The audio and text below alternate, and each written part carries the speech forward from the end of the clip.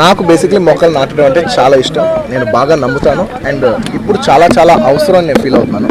And ఇలాగా 2 రోజుల క్రితం మా మావయ్య గారు చంద్రశేఖర్ రెడ్డి గారు వచ్చి ఇలాగా టీఆర్ఎస్ గవర్నమెంట్ ఒక ఇనిషియేటివ్ తీసుకుంది, హరితహారం అనే ఈరోజు చాలా ఆల్మోస్ట్ 25 lakhs మొక్కలు నాటుతాను ట్రై చేస్తున్నారు. నువ్వు కూడా పార్టిసిపేట్ చేస్తే బాగుంటుందని. నేను డెఫినెట్గా పార్టిసిపేట్ చేస్తాను మా గారు, ఎందుకంటే నాకు చాలా ఇష్టమైన టాపిక్ అబౌవ్ ఆల్.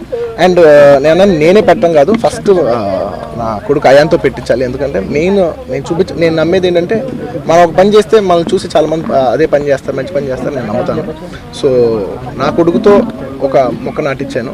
మీరు కూడా మీ ఇంట్లో ఉన్న మీ పిల్లలతో ఒక మొక్క నాటించి మీరు కూడా ఒక మొక్క నాటుతారని ఆశిస్తున్నాను.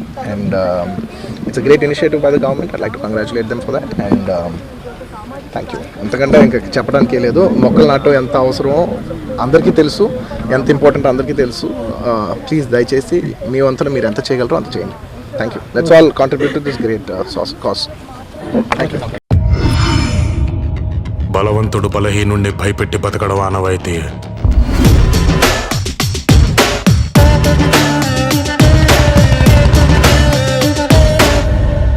బట్ ఫర్ అ చేంజ్, ఆ బలహీనుడి పక్కన కూడా ఒక బలం ఉంది.